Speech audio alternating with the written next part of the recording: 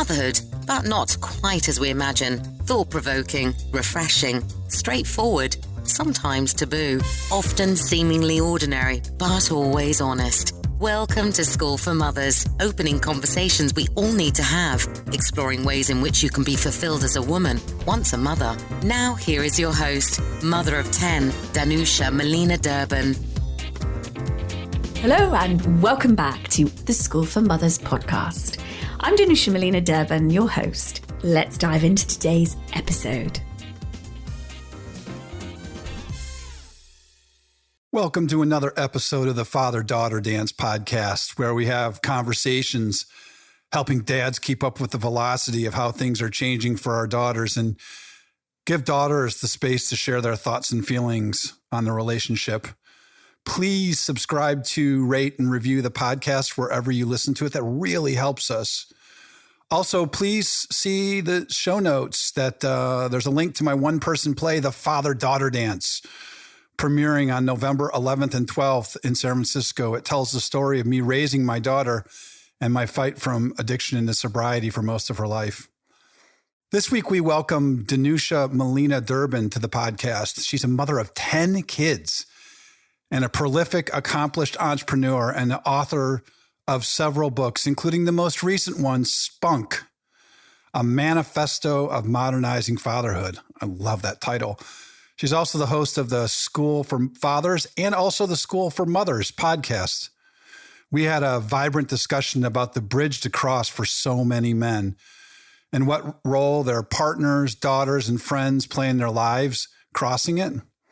We also talked about how women can be helpful and even at times challenging in that growth. We even discussed how I recently had a personal experience where my freaking awesome beloved women friends who I love, and they love how I so patiently listen to them, the way that I listen to them, find themselves when I'm talking about a difficult thing I'm going through currently, defaulting to problem solving with me when I really just want to share my feelings. It's a great experience. And I know they love me, and that the problem solving thing in the end, by the way, is not exclusively a man thing. Danusia also opens up at the beginning and later in the podcast about her relationship with her father, who for years related to her without opening up to the pain of many years from a harrowing escape from the concentration camps of Poland. And she touched on her progression from feeling challenged by having a dad who wouldn't open up to ultimately achieving some level of acceptance when he did, and a poignant story about a letter she wrote about that. You know, I talk pretty openly about my time in my life when I struggled with addiction, and I've been sober for over 11 years and was sober for part of the year of her life until I finally got this time. I think an awful lot about what may be back in her memory that my daughter, that she may not be able to consciously access, but it lives in her. And it's not necessarily a whole series of big things that I can point to necessarily, but look, being around someone who was as sick as I was had to be difficult for her, whether she knew it or not. It's just not secure. I mean, I've had the experience of being around people who I know are using drugs or drinking dangerously, and it's hard for me to relax around them. I have to adjust my behavior around them to a certain extent. There is one event where I left her alone for about 45 minutes when she was way too young to be left alone to retrieve my car, which was stolen. And that is a regrettable act on my part as a minimum that I think about a lot. And interestingly, when I asked her about it a while ago, she doesn't even remember it. I wonder if that experience lives in her in some way, or if she's able to let it go. I don't know, or anything else. That being said, with that and anything else in those early years and even later years, I've consistently made a promise to my daughter. I promised her that if ever the time comes for her to want to include me in any kind of work she's doing, and she has feelings or issues that she wants to express to me in a therapeutic environment, I'm in. I've told her, even if that she finds out at some point she has some anger that she's discovered, I can hold that too. Here's the deal. The key is when she's ready to discuss it, I need to be ready to discuss it with her. That's why I need to keep doing the work to prepare myself. And, as an aside, I'm convinced that with my daughter, I'm able to open the doors to more challenging conversations with her because We have a certain degree of ease that's created because of the dumb humor we enjoy, mostly at my expense. We talk about dumb things that I've done that aren't quite as dishonorable as the one I just mentioned. There's one last thing on the pod we discussed, and it was about how I have one daughter. And I certainly realize it's different when you have multiple daughters. And I wonder at some level if I have one daughter and that's why I'm doing this podcast and all this writing.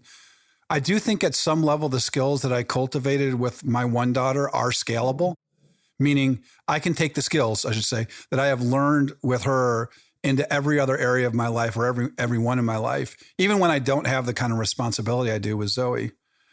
And I have had many dads on the pod that have multiple daughters.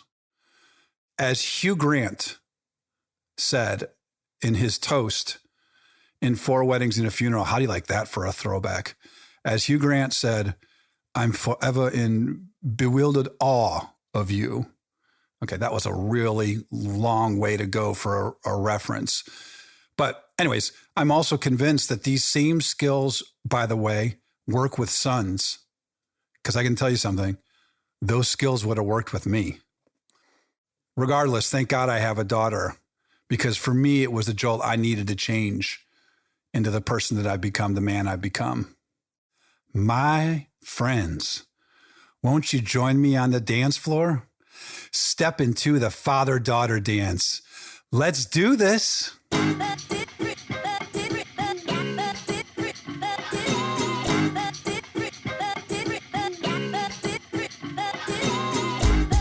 Welcome back to the podcast, my friends. We have a special intercontinental treat this morning on the father-daughter dance. My friend Danusia Malina-Derben joins us. Hello, Danusia. How are you? Hi, Tim. Really well. Really well, thank you. It's tea time here, and I know it's early in the morning for you. So got it. So just so the number of my listeners who think about when she says tea time, she's talking about golf. She, in fact, is not talking about golf. No. She's talking about having tea. And I could have not even said it's an intercontinental treat. Within the first sentence, people would have known that person is not from Texas. They are not from the United States. They are from a different country. And where are you calling us from, Danusia? Where are you coming in on?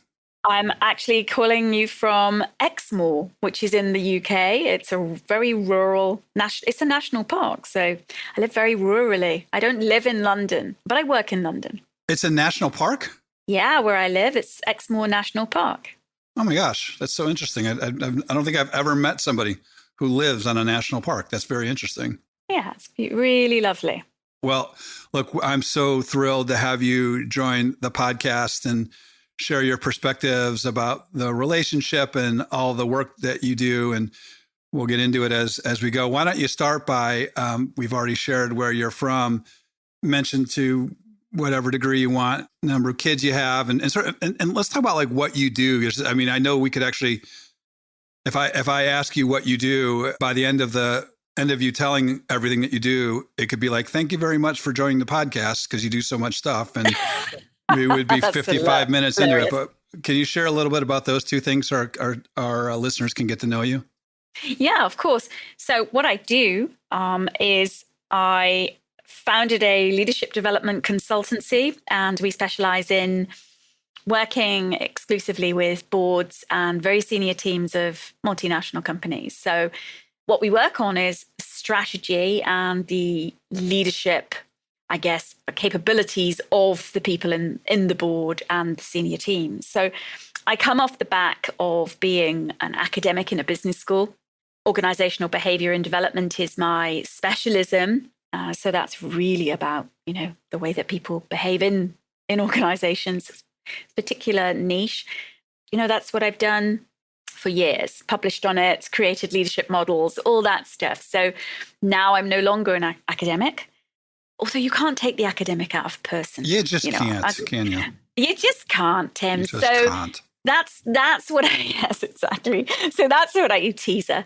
That's what I do. I also host 2 podcasts, School for Fathers, School for Mothers. And I've been doing that for 3.5 and 2.5 years. Really great. Love doing that. And write books. And, that kind of thing. I'm a mum of 10 children. That's 6 sons and 4 daughters. Mm-hmm. So Yeah, I'm very privileged to have an unusually large family in these times. So, I have triplets of 9 years old. I've got teenagers. I've got young adults, in jobs. And it's full. At all those ages, there are still requirements. There are great relationships. I kind of feel like you should have a degree in organizational development if you're going to have 10 children. Like it just should be it should be like a prerequisite because it's the ultimate in organizational development. And not surprisingly, you are humble, but I'm not going to be humble, and because we're going to talk about it. But you also recently published a book for the dads that are listening. It is called Spunk. It's a manifesto modernizing fatherhood.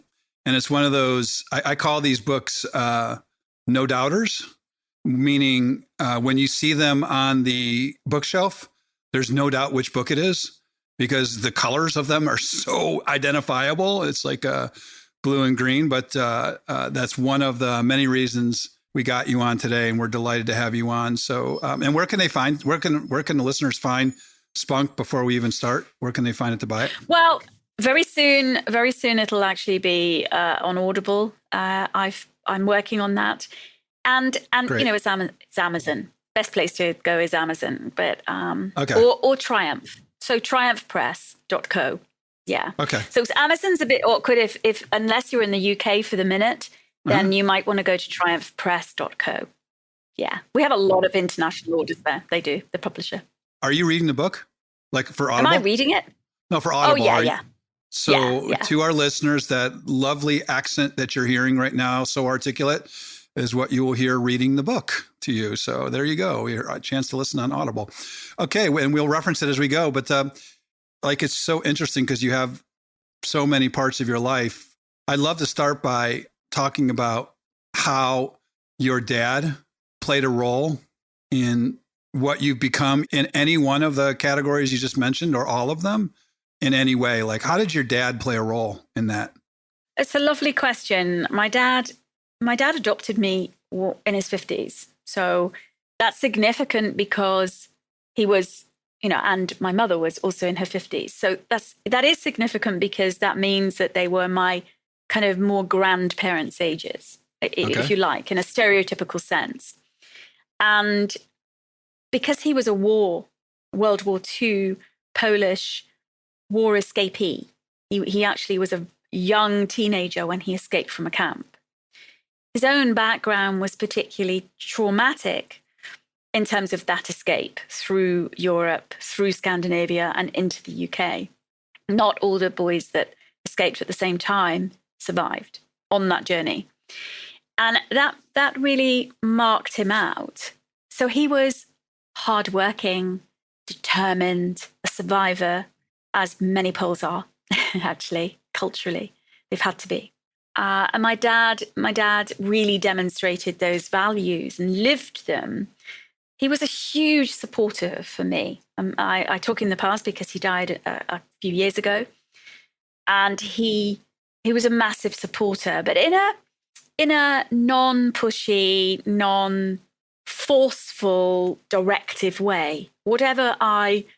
I grew up in a very self-directed, it's very scheduled and very boundaried. I mean, it's not that it was free-flowing. It wasn't. But actually, if I wanted to make something happen, then I needed to make it happen myself. And there was not much obstacle. So I learned very early because he came to the country with nothing, to the UK with nothing other than himself and his clothes. I learned from him that to self-build, to create from ground up. And actually, of course, I mean, as an adopted child, actually, I also had to self-build. My identity, my very being had to I had to carve that out without many of the biological markers that one might just assume, like, oh, that's your auntie, you've got mannerisms like her, or, oh, you get that from your dad. No, when you're, as I discovered, in being adopted, there weren't any of those anchors. So the who am I, what do I believe in, was something that I had to create within the context of what my family, my adopted family, and obviously I don't say adopted, but what my family brought. And my dad showed a great deal of, a huge entrepreneurial flair. He taught me about the feast to famine arc of entrepreneurship. And what I mean by that is we knew when we were in the feast phase, because we had different food, we could do things. Right. When we hit the famine, which might be about cash flow, it might be about all sorts of things.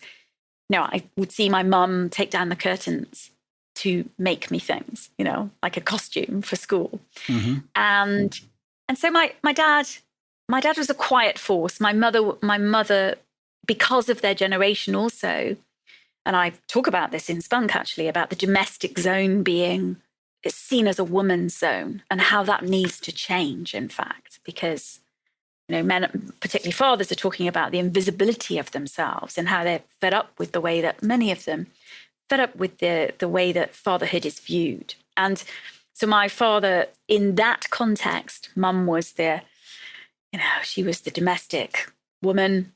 He really did what she wanted, in the domestics. He was the provider. So it was a very old style.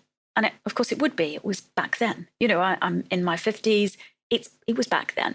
So, Dad and I were close. Very close. Yeah. Very close. So just so I know, when you say escape, what did he escape from? He was in a concentration camp. Got it. So there's a very good odds that he wouldn't survive that. Like really good odds. No. Yes. He was not expected to. He's not expected to survive. No. He was. Yeah. What I'm always curious about with dads in particular, people in general, but with dads like that is that something that is present with him? Like, does that give him a more of a aptitude to experience the joy of life, or was it just not even? Maybe it's not noticeable. I don't know. It's just a curiosity for me because he just said he was an entrepreneur, which entrepreneurs have a certain zest for life that is unmistakable. Was it apparent to you at some points growing up, like, thank goodness I've got my father, because in a lot of ways my father shouldn't even be here? Well, there were many moments, many, where I felt the thank goodness for my father. But it wasn't because he regaled tales of his survival. Yeah. And so it's very difficult to make that leap if the person that actually had that trauma doesn't or can't or doesn't want to share the actual atrocities of things. Yeah. So it's only if they're willing to share. And as he became into his elderly years, he was much more willing to talk about that. For a start, it's likely that, he was revisiting them because of the process by which we get older and our short-term and long-term memory. So, he was revisiting and then talking to me about that. But actually, in the majority of my upbringing as a young person, no, it was really what we pieced together that, we had an escape car. We literally had a dedicated car. Okay. He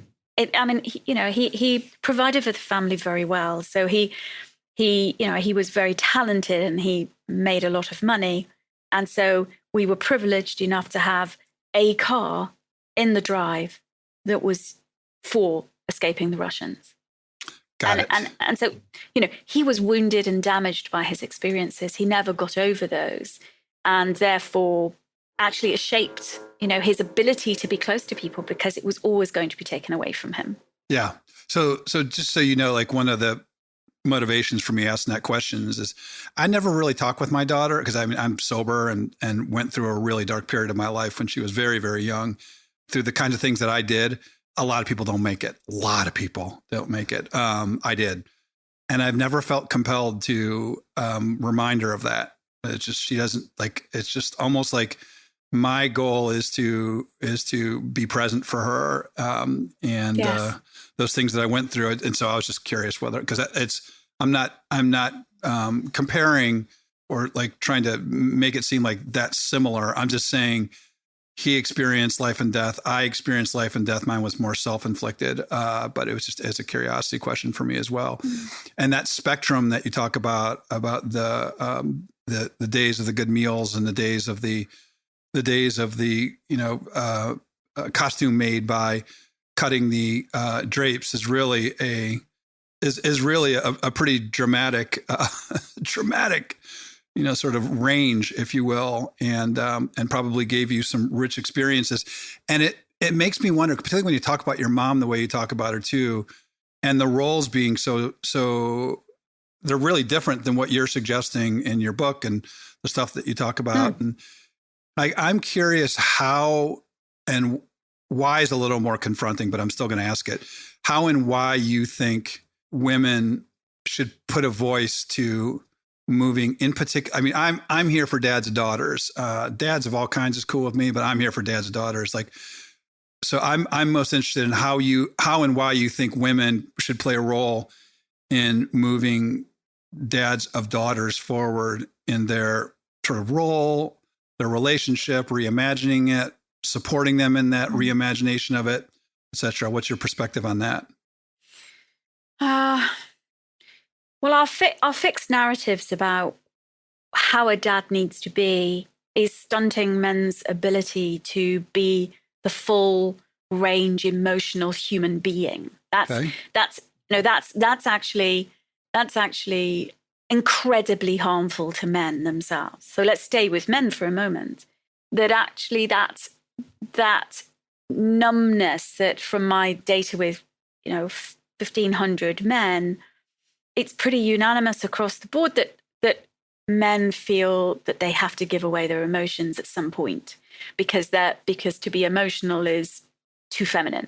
Okay, so anti-femininity is written into, it's like stamped into to be a male, and that's what toughness, anti-femininity, and a pursuit of power. Yeah, whatever that means, and status. Yeah. Mm-hmm. And those things are the way that young boys often are inculcated to operate, and then that gets bigger as we get older. And so then you get grown men who become fathers of daughters, and actually there comes a point where the daughter may want to be emotional, perhaps because she's also schooled into being emotional, because it's legitimate for females to be emotional. And then we have this intersection of, well, if you don't exercise muscles that you do have, because let's face it, of course men have emotions. Sometimes I'm like, oh, do they have them? People ask me, do they really have them? Oh, come on. It's almost as if men are viewed as not humans. Right. This is a new category of there's the men and then there's other people with emotions. And I'm like, what do you mean by that? Right. So of course that range is present. It's just it's not legitimate or safe to present that in certain settings, many settings, contexts. Yeah. Some of that is within heterosexual relationships with a woman. That they don't want heterosexual women don't want their man to cry, for instance, because that's just, hold on. That doesn't help for me. I want a man to be strong, whatever strong means. So why it's important for dads and daughters, I mean, it's crucial because we're then raising women and daughters moving into young womanhood and onwards that are craving men to meet them emotionally. But you can't really expect people to do that, men to do that, if they haven't had the opportunity to do that. How would you suddenly, it's like asking me to suddenly surf. I'm a terrible surfer, by the way. I can't become a surfer if I've not, I'd like to be one in my head, but I can't do it because I haven't exercised the skills. I haven't been taught. I don't know how to surf. So it's not going to magically happen because I throw myself at the sea with great enthusiasm. So there's an awful lot of confusion, and there's a lot of confusion amongst, as I discovered, amongst men of, well, what does it take to be raising children? I realize you're interested in the dad-daughter, but children. Okay. Does that go anywhere? I mean, does that make sense? Somewhat, but it raises some questions. It raises some questions because at least one of the questions that comes up is, let's take the case of the woman who wants either her partner or she wants it to be part of her mission to help dads do those things. And I'm an emotional dad, and I'm not afraid to cry. And I've learned through my daughter how to be comfortable with my feelings, because it was my duty, or it is my duty, is a better way to say it. The woman who is interested in that, how does a woman successfully begin that subject and be a champion for men or for their partners to achieve that end? Because the person who doesn't want their man to do it, it's like, that's just a different conversation. But I'm interested in what your perspective is on the woman who does want that and is liking to achieve that and has a man in their life, either as a friend, brother, father, husband, whatever it is, wants to nudge him towards doing that. What do you think is effective? Well, I think one of the problems that I see is that, women see potential. A lot of women, not across the board, but many women see the potential of human beings. And so many women can see that it would be a huge benefit for the man that they love, the father, the brother, the whatever, the husband, the partner, to move towards this emotionally, let's just say the emotional literacy piece, the emotionality that you've found. Yeah. But in teaching our men, in teaching them and nudging them and encouraging them, and there's nothing wrong with encouragement, but one of the problems with it is that it casts women in life into the maternal, into the teacher, into the one that cares about this. My proposition is that men need to care about this for themselves. They need to care about this more than... So yes, we can be allies. Women can be allies. We can support wholeheartedly men growing in this way. But should we be the impetus? Should we be? I know lots of women that are buying spunk to leave it on tables, leave it in the bathroom, leave it somewhere so that hopefully their men will pick it up. Mm-hmm. Yeah, I know. I've had so many emails saying, I've just left it there because it's such a great title and it's a great look and all those things. I think he's going to read it. Yeah, that's okay. Thank you very much for buying it, and all that.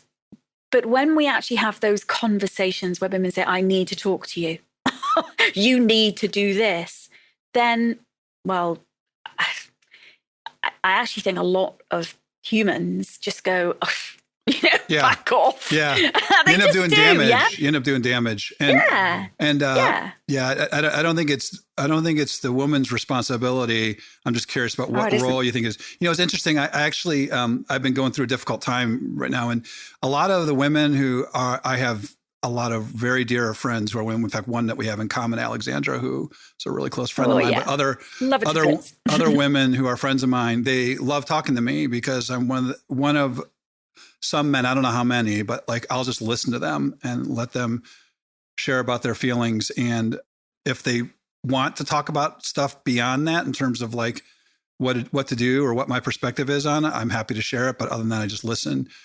And they love it about me. And I'm going through a difficult time. And I put this post out on Facebook where I said, I'm going to a lot of these women who I really trust and love. And you know what they're doing when I'm opening up about difficult things that's going on with me? They're trying to solve my problem. Well, don't. Well, they just need to listen. But let's talk about that for a second, because it's like you're saying, well, it shouldn't be the woman who bears the responsibility. That's right, because a lot of women do the same thing men do.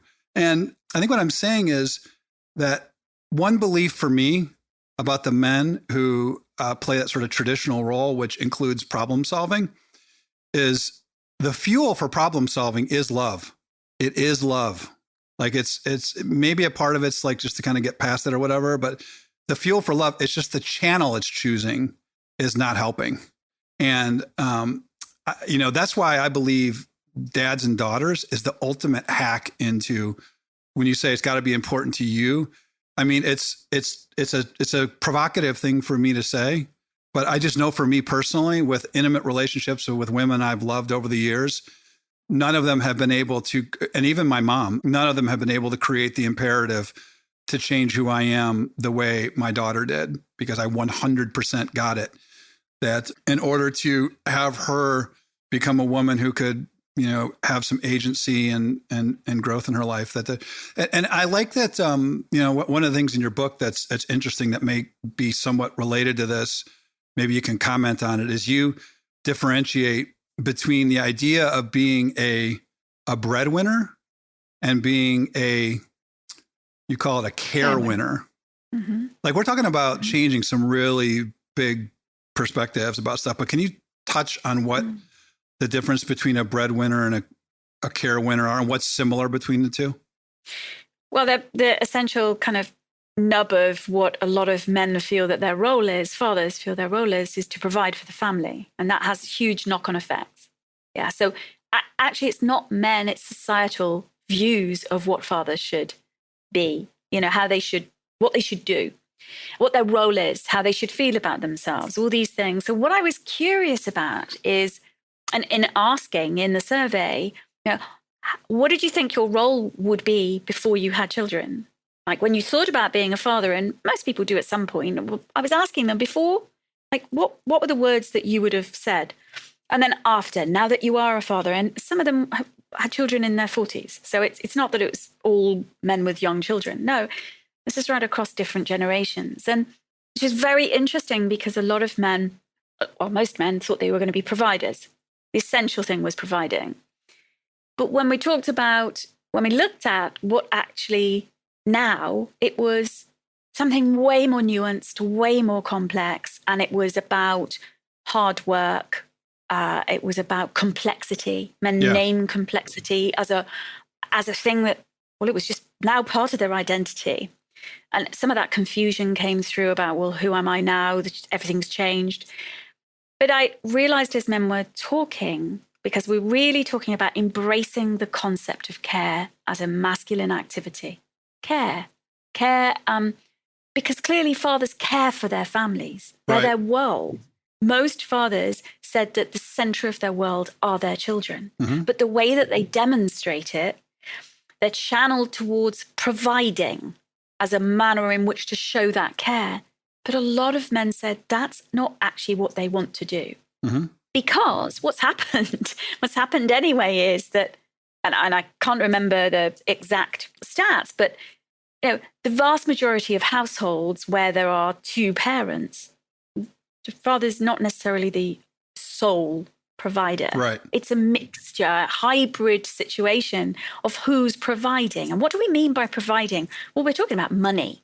So there's a hybrid way of getting money into the household to provide for the family. But we're still working on this old narrative that it's men bring the money in, women look after the kids. Yeah. So I looked at that and it's like, well, what is it that men are really saying they want? They don't want to necessarily give up the provider part. Of course they don't. But on the other hand, they want to embrace the care in there. So many men talked about it. So I was trying to think, well, what is that? And it's not bread carer. I mean, it's being a care winner. So they've got the bread, they've got the part of it, the winning. That for so many men, winning is being able to bring home something so the family survive and and thrive. Forget surviving. Right. I want to look after them. Right.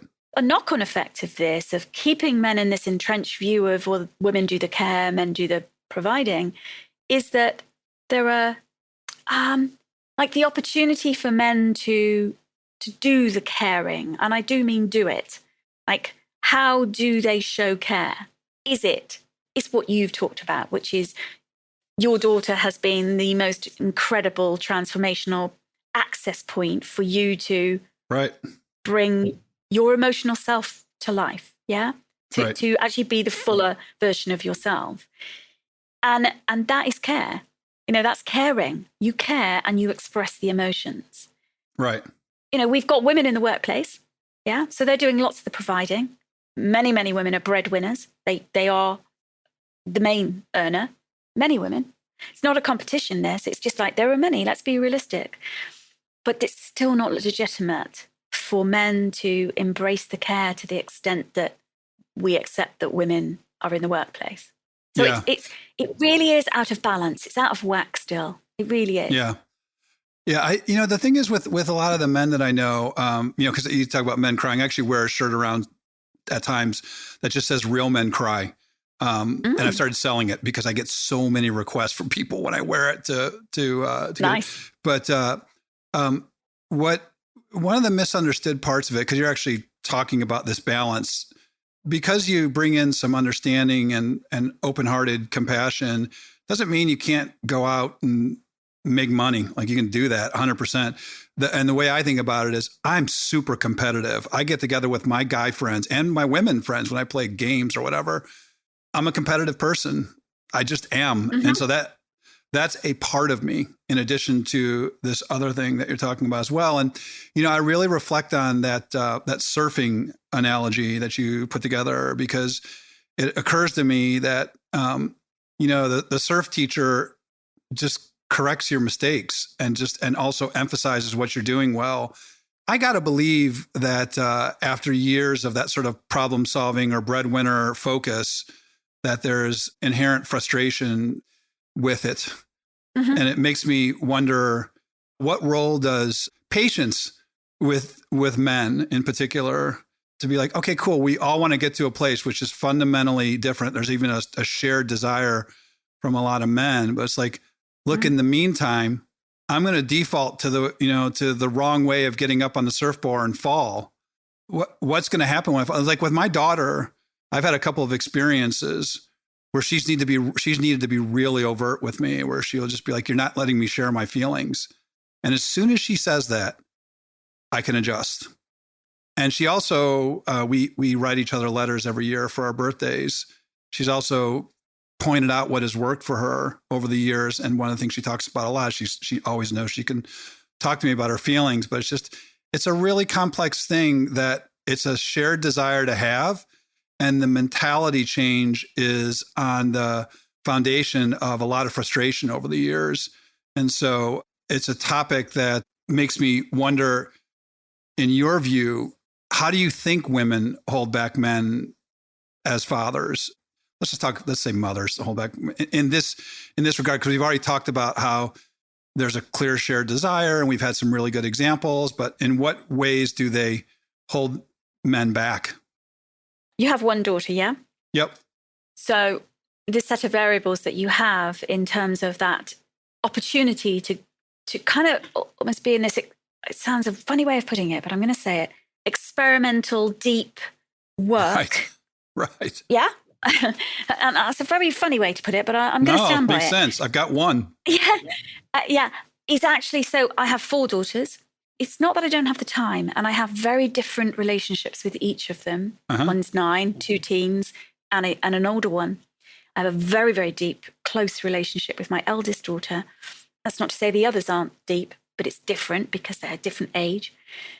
We meet as women, and that's really interesting. We've learned so much together, but I am pointing to the variables of when there are other dynamics of other children, that would impinge on or affect or whatever your ability to have that direct relationship. So I have a really direct relationship with my Meredith, but her next up sister is witnessing it. So I noticed she compares, oh, so you two have that. Oh, hold on, I don't have that. Whoa, what does that say about my relationship with my mum and my relationship with you? So all these strands of the different dynamics that create something different. I was just fascinated as you were talking then about the letter, for instance. I would be writing a lot of letters. I'd be writing 10. That's I have some birthdays coming up. But you'd be getting 10 letters. Yeah. I mean, there is at least some exchange right there. I like that. That would be nice. Yes. So it just occurred to me. So how do women, mothers hold men back? I really believe that one of the zones that we don't take notice of is that it's domestic. We've gone straight into the workplace for women's empowerment, women's freedom, feminism, exactly, and so forth. But what we've forgotten is that you can be as empowered as you like in the workplace, whether as a woman particularly. But if your domestic life is all skewed towards you being the one that does everything, is responsible for everything, everyone's welfare. Nothing can be done except the way that you want. And your husband is a partner, whatever. If you're heterosexual, then he is viewed as just another kid, which is one way to seriously, affect and stunt men and fathers. But the fact is, if we have that, then nothing too much is going to change other than women are in the workplace. And we know from the pandemic that actually that happened. Suddenly, women were seeing, wow, we've got the picture. We've got this picture of, oh my God, we have gone into the workplace, but we've also held the home. So we have got it all. We asked, could we have it all? And boy, have we taken it all. But what does that leave for men? Where does that leave men? Where does that leave fathers? Well, that leaves them in that difficult zone of often, not always, but often not really being an equal partner. Not really. They're being told what to do, or they're helping out. They're helping. No, don't help with your child. No, stand up. I mean, it's a simple thing like decorating a house. How many men have absolutely no input because the woman has got that? Yeah, she's got it. She wants it her way. We're doing this, we're doing that in the kitchen, we're doing this with the kids. This is what we're doing this weekend. You can fit. Oh, yes. How much do you earn? Is it going to be all, obviously they'll be contributing. A lot of women, not all. So I think there's this, that is a major way of making fathers invisible, that we can understand why it happened. But actually, unless women take their hands off the steering wheel and just let go on that, they don't have the standard. We don't know best around our children. We know different. Mm-hmm. The way we do things is not necessarily better at all. We're not, right. We can't argue. I don't believe we can argue, don't see us as just mothers. We're not just child bearers, and hang on for dear life to we know better in this area. It's very difficult to do that. So permission is huge. Permission to screw up. Right. Be different. Right. And so women often assume, I have great compassion for this.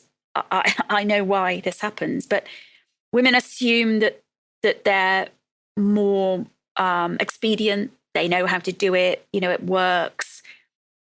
And then there's the leaning in from fathers that actually say, well, I haven't really had the practice, so I might screw it up. I might not know what to do. So I have a friend they have 3 children, young children, all under 10. And the father doesn't want to look after the 2 young ones because he's not as good as the woman. And she agrees. Mm-hmm. And I challenge that with them. I'm like, come on, since when are you ever going to get good? You have to have full responsibility for a child, truly, not with notes on how to do things, unless, of course, there are safety issues. Right. But actually, we learn. We don't have a book. We learn. Women don't have an innate ability to know what to do with our children. We learn that. Right. So it's the children, the home, attitudes towards money, sorting that out. If women are looking for a hero, basically a hero that doesn't have any cracks in his armor and he's just always strong, then I feel sad for the charade that quite often creates for both the partners, the couple, but also the children that witness that. Yeah. That's a burden. It is. And, the thing is there's a couple of things that you've brought up in my mind. One is that idea of the conversation around the role of, if I'm gonna start listening to someone and have them talk about their feelings and not solve things, and at least right off the bat, I'm going to make repeated mistakes until I actually learn how to do it. what I've always loved about my daughter is that she will at times say, you're not letting me talk about my feelings. And at times will say to me, I appreciate it. And by the way, I've got men and women who are like this in my life too. It's like so important for dads of daughters in particular to have mentors and cheerleaders, men or women, doesn't make a difference, including their daughters. Because my daughter will sometimes say to me, because she talks to her friends, she's just like, very few dads listen the way you listen. And it warms my heart. And we could psychoanalyze why I couldn't really get it with adult women in my life, but when it came to my daughter, I could. Don't tempt me.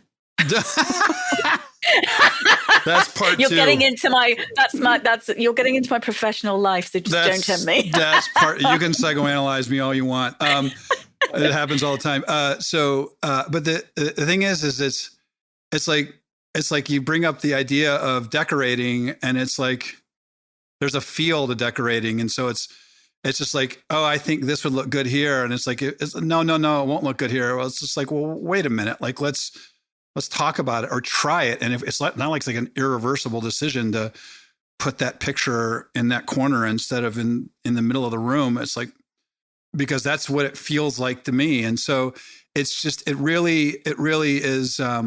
An interesting thing about because the reason I asked that question was not necessarily to again burden women with the responsibility of men growing emotionally, in particular fathers of daughters, but more just to readily admit that the relationship between me and my single daughter, and who knows, maybe there's a higher power at work that said, Tim, we're going to give you one. That's what you can do, and do one and focus on that and share that with the world. And that will then multiply itself. That I'm willing to make mistakes with the most important relationship in my life, with a young woman who sees me as the first relationship in her life as a dad, in the spirit and goal of growing. And the thing when I almost interrupted you was because I wanted to go back to your father. When he started opening up about escaping the concentration camps, was he talking about it as a story, and or was he talking about it with you in terms of letting you know how scared he was, or letting you know how that showed up later in his life? Or was he sharing that with you? All these things can be true. Was he sharing this with you because it's important? Because the thing that's super, super interesting to me in this is we have a real life example on the podcast of a daughter who is with her dad in advancing years, and he is sharing things that he had not shared before. And when that was happening, I would love to know your felt experience and then your perspective on that. Because I think as dads get older, if there's challenging things, they will at times open up to their daughters, and it's a real opportunity for a gift. So can you talk about that? Yeah, I can. I think it's important to mention that one of his coping strategies, won't be surprised to you, that he actually drank a lot of vodka. Okay. So in order to numb out the deep trauma that he's experienced as a young boy, even though he had transcended so much of that terrible, because he left behind a mother and a father who were, aging. His younger brother wasn't touched, but he'd left his family. He'd had to, he'd been taken, but in escaping, he couldn't go home. He couldn't go back. He had to go somewhere else. So he lost his family. At least he didn't lose his life, but he lost his family. Of course, we visited later, but quite a long time later. So I think that he'd spent so much of his time attempting to manage his internal world. And that involved vodka. So very high functioning alcoholic, but vodka was at the center of his coping. Okay. As he grew much older and was elderly, his ability to access alcohol was severely affected. Okay. In the end, I found him a home for Polish veterans. And that was amazing because they spoke Polish, they ate Polish food. He was at home, as near as home as he could be. But his ability to get access to alcohol was totally stunted, which was fantastic. He dried out. So this is when he was able to really access his feelings about the terror of what he experienced. Yeah. So it was both. He told them as stories. He told his journey as stories of what happened, the extent to which the low, I don't want to put your listeners off, but, when there is no food, what will you do? What will you actually do to survive? Yeah. What depths will you go to on months' journey on your feet, escaping with no protection, no passports, no network, in difficult terrain, and not everybody makes it. I'll just say that. So what are the depths that you will sink to, as he felt they were depths, not my judgment? And how do you square that away inside your world that you survived? And he kept in touch with one of the other survivors who actually eventually went to the States. And they kept in touch because they had a shared experience of quite extraordinary, lengths. But there was massive guilt and some shame. So he was able to share some of that as he became that drier, sober man. Yep. That allowed me to see a rounded man, that allowed me to see. I remember the first time I actually visited him and he was totally dry. And I remember speaking with him thinking, wow, I finally get you. Yeah. I finally get my dad. As in, I receive you. I get you. You are there for me, but also I see you. So it was a reciprocal thing. I don't know that he felt it, but I had never heard my father speak with such clarity and there-ness, kind of presence.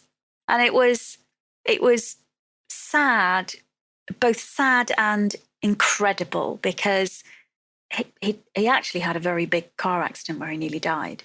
And he was down in a valley ravine for days, and he'd been rescued. So in his recovery and intensive care, of course, he dried out in that circumstance. Right. So when I visited him, of course, as an emergency, I was like, wow. So when he first spoke, he hadn't had any alcohol for ages.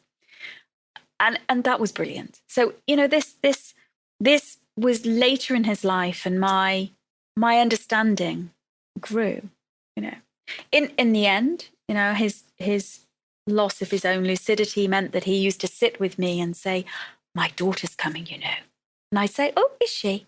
I'm his only daughter. And he'd say, she's great, She's doing this. She's doing this. I'm really proud of her. Would he have done that straight? Never would have done. He didn't. He just wasn't that, he was a bit, but not as effusively. Yeah. So even though my dad wasn't recognizing it was me, we had a new clarity of relationship. So yeah, and I'm very grateful. Yeah, and you say you got your dad. That's what you said. Like that's the feeling of like, oh, I got my dad, right? So there is almost like in both ways.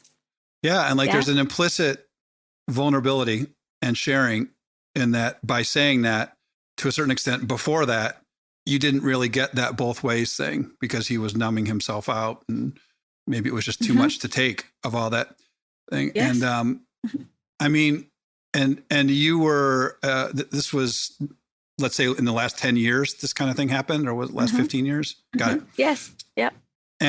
And so you had probably done work on yourself, and you had some. Oh yeah, lots of therapy. Perfect. Yeah. But and also I trained, myself. So you what? I trained. I'm a trained. I have qualifications in therapeutic work. So not only did I do it for me as a recipient, I've become. That's part of my toolkit. So, I'd done a huge amount of work around this and adoption and all that. Well, here's the thing that occurred to me.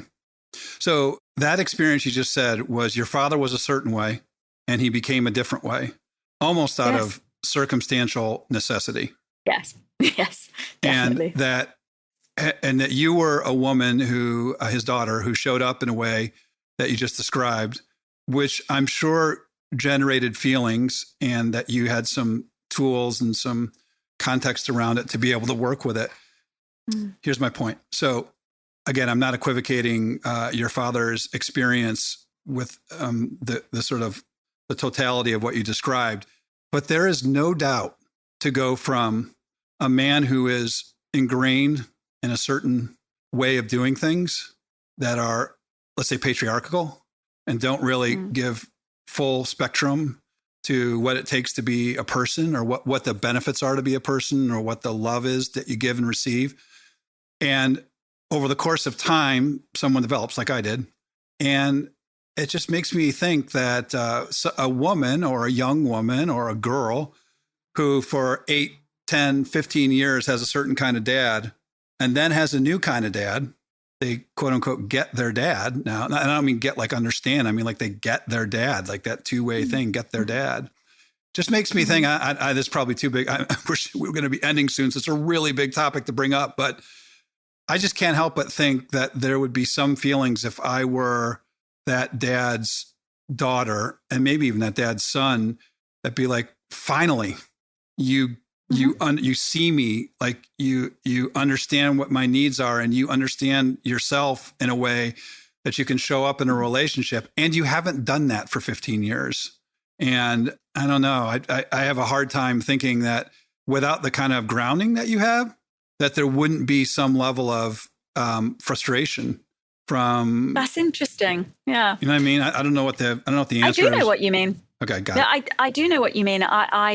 Well, you've said it yourself, actually, that love is at the heart of everything. And therefore, if indeed you can look at the human being that is supposed to have played a role and has played a role that actually fundamentally shifts as they become much older, infirm, less cognizant of who you are, then if you can mine within yourself your own heart, your own love for humanity, if you can find that, then actually it becomes bigger than the 15-year or the 25-year like memory of, well, you weren't there.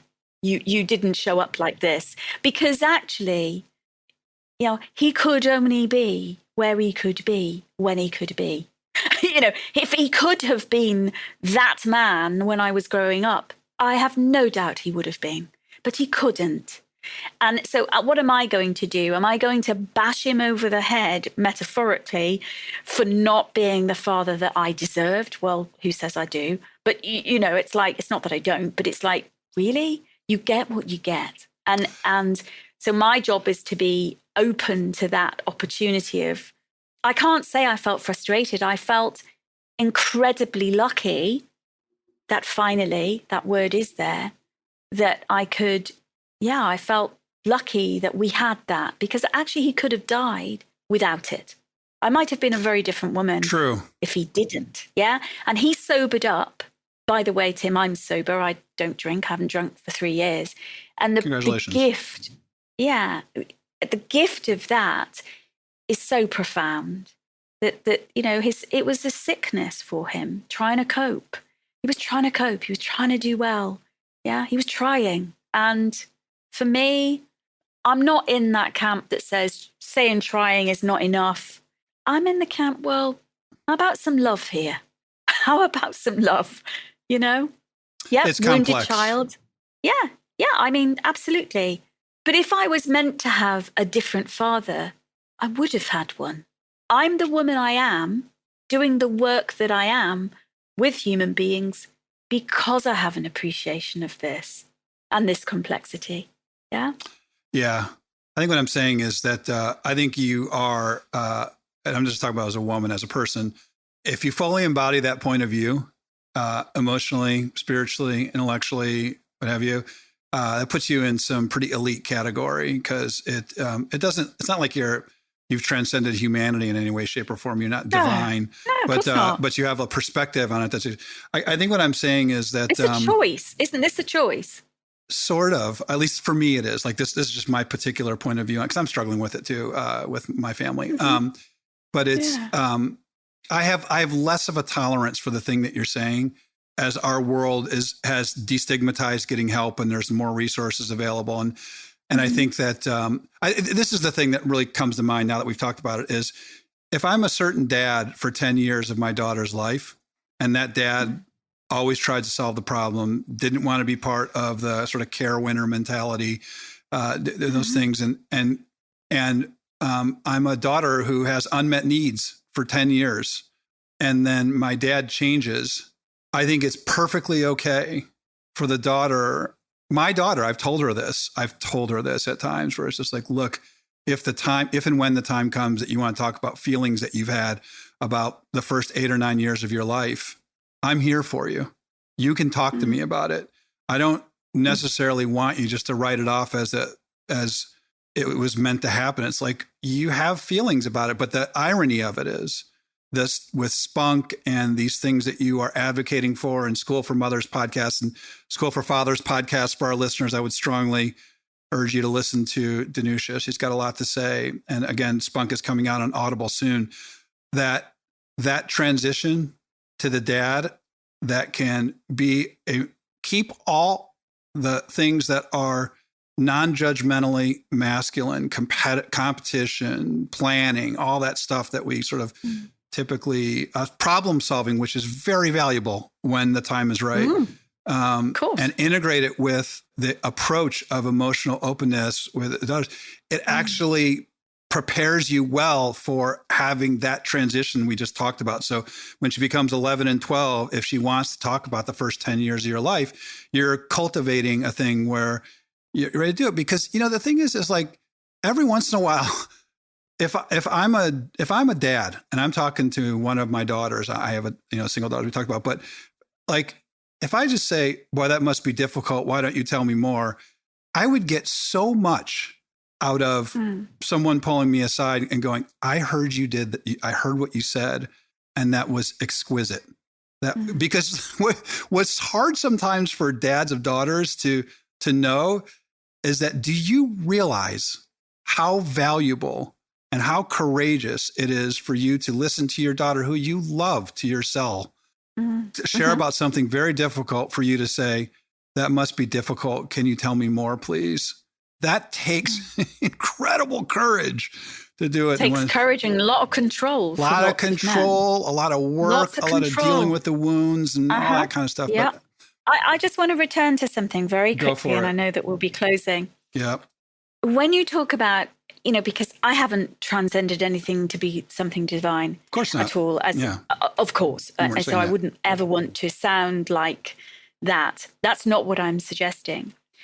But during my growing up, and certainly when I'd left home and was starting in my own family, I did have those feelings about the gaps that my father had left, the damage that my father had done, whether intentionally or unintentionally. Yeah. So, in my therapy, I dealt with those, but I didn't just leave them in the therapeutic room. Of course I didn't. No, I took pen to paper and I wrote my father lots of things. And there is one letter that I wrote him in full wham, kind of full on intensity of the disappointment that I felt as a daughter in the way that he showed up as the father that was supposed to be raising me, but actually had kind of bailed on lots of the parts of that just seemed to be present for other girls. So I did that, and it was not a pretty read. It was not a read that was kind of skirting or British where we never got to the point. No, I mean, I was brought up very European, so we were way more direct, way more like, here it is. This is where you failed. So I wrote that letter when he died, and surrounded by his fellow peers of that wartime, and he was often visited, obviously. I cleared his home, as you do, and that's always, I gather, very difficult. Brings up lots of stuff, lots of memories, and I found the letter. The letter was part of his, in a little box with lots of pictures of me, lots of memories, and the letter. And I know that we talked about that letter. He talked about the heartbreak that it brought him, that he had no idea that he had really failed as a dad, really failed, that his love of vodka had left me exposed to many things. And that actually, not just solely that, but actually in the context of variables in our house, it did. He wasn't there as a steadying force in any way. He knew that. But as he grew older and we forged a different relationship. So all of that had been done. Yeah, all of it. There you go. I'd aired it. Yeah. And it's really important. Actually, I'm not sure as a mother of children that might do that. And we do have conversations. We have very robust conversations about my failings. I have a couple of teenagers that love to remind me of my failings. They're daughters. My daughter does that too. I have got one and she does that too. So go ahead. Well, that's actually one of my points, which is when you have a lot of children, it's actually a cacophony of feedback.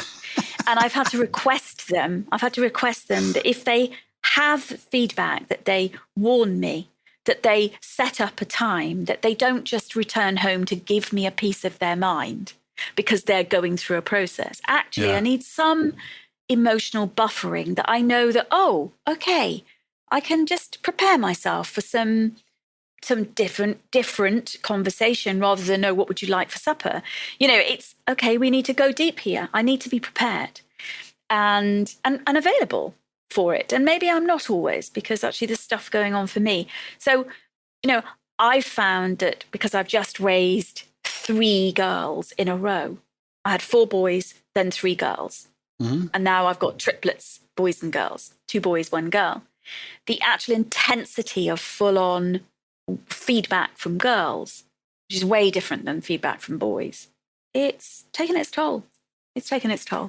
Yeah. I had last September, my last teenager went to college, university, and we're very close, very, very close, and emotionally close. And I realized that I felt spent. I felt that I'd had at least 10, 15 years of emotional warfare, actually.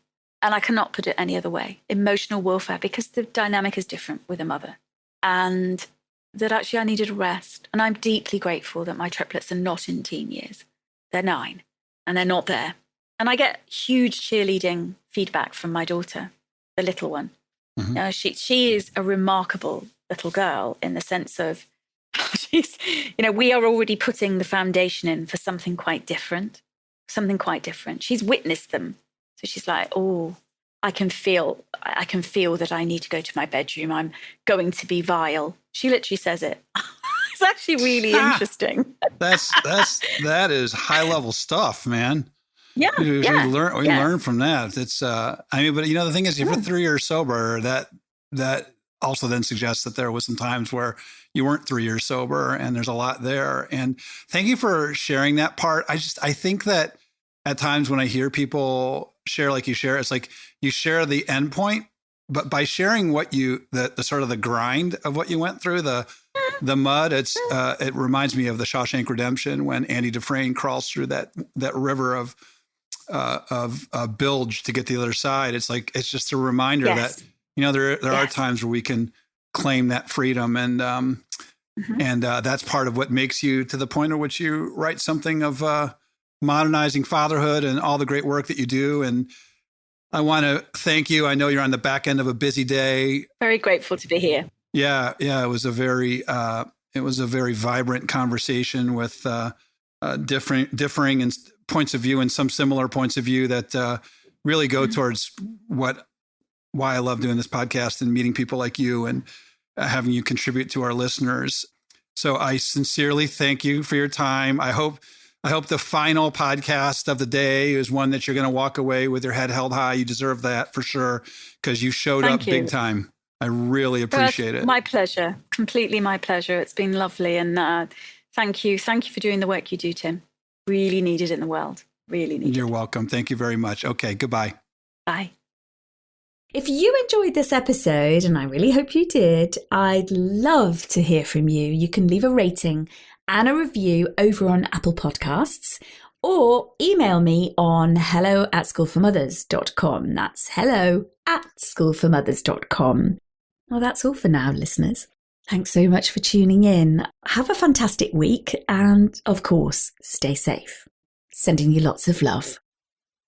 Thank you for tuning in to the School for Mothers podcast. To continue the conversation and keep your dose of inspiration up, head over to schoolformothers.com/podcast, where you'll find bonus content from Danusia and a guest on habits, recommendations, books, best apps, time-saving secrets, life hacks, health, sleep and anything in between. That's schoolformothers.com/podcast.